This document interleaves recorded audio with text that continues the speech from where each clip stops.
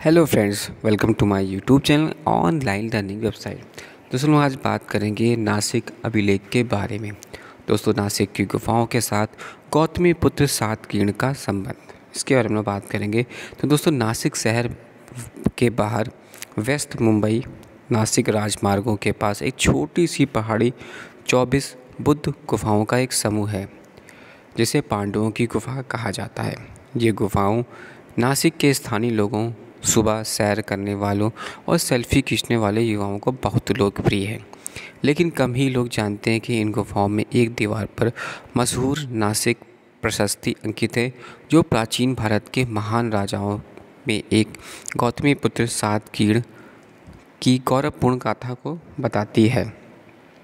प्रथम और द्वितीय सदी में शासन करने वाले ये सातवाहन राजा अपने आप में अनूठा था, क्योंकि वह उन चंद राजाओं में से एक था जिसे उसकी मां गौतमीपुत्र के नाम से जाना जाता था। प्रथम ईसा पूर्व और तृतीय सदी ईस्वी के दौरान बनी ये गुफाएं महाराष्ट्र में सबसे पुरानी बौद्ध गुफाओं में से एक है। दक्कन में अधिकतर गुफाओं की तरह नासिक गुफाएं भी प्राचीन व्यापार मार्ग पर बनवाई गई थी। वे व्यापार मार्ग तटीय क्षेत्र को मध्य भारत से जोड़ता था। ये गुफाएं थाल घाट दर्रे के पास स्थित है, जो प्राचीन सोपारा बंदरगाह को जोड़ने वाले सड़क मार्गों में से एक था। इन गुफाओं में कई अभिलेख हैं जो इनकी विशेषता है। दिलचस्प बात यह है कि इन अभिलेखों में विभिन्न पृष्ठभूमि के लोगों, राजाओं और रानियों से लेकर व्यापारियों तथा आम लोगों द्वारा किए गए दान का उल्लेख है।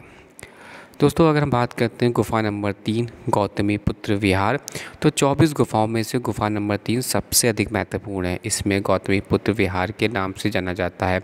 इस गुफा में सातवाहन राजवंश से संबंधित कई अभिलेख हैं। सातवाहन राजवंश का सबसे महान शासक गौतमीपुत्र सातकीर्ण था, जिसने अपना साम्राज्य तेलंगाना से लेकर मालवा, बरार, कोंकण तक फैला दिया। गुफा परिसर में सबसे पुराना अभिलेख गौतमीपुत्र का है, जिसका आदेश करीब 124वीं सदी में उनके 18वें राज्य संवत में दिया गया था। अभिलेख के अनुसार गौतमीपुत्र ने गुफा में रहने वाले भिक्षुओं को 200 निर्वतन भूमि यानी 200 निर्वतन का इलाका दान की थी, जो पहले क्षत्रप राजा नहापाना के वायसराय उशव तत्व के पास थी। ठीक इसके नीचे 130वीं सदी में उनके 24वें राज्य संवत में एक अभिलेख है, जिसमें पूर्व में दिए गए दानों में बदलाव का उल्लेख है।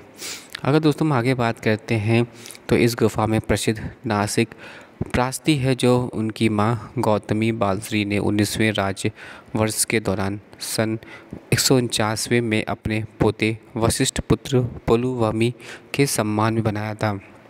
ये उन प्रमुख अभिलेखों में से एक है जो गौतमीपुत्र सातकीर्ण की सैन्य विजय पर रोशनी डालता है। अभिलेख के अनुसार गौतमीपुत्र ने साका, यवन और पहलावा राज्यों को हराया था। कहा जाता है कि गौतमीपुत्र ने क्षत्रपों को खत्म कर सातवाहन परिवार की गरिमा बहाल की। अभिलेख के अनुसार महारानी गौतमी बालश्री ने ये गुफा बनवाकर संघ मठवासी समुदाय को भेंट की थी। इस गुफा में एक अन्य सातवाहन अभिलेख गौतमीपुत्र सातकीर्ण के पुत्र वशिष्ठ पुत्र पुलुवमी के बारे में है, जिसने सन 130 से लेकर सन 150 तक शासन किया था। इस पर सन 152 अंकित है और इसमें उसकी दादी गौतमी बालश्री द्वारा बनवाई गई गुफा में रहने वाले भिक्षुओं को गांव भेंट किए जाने का उल्लेख है। Thanks for watching and sharing.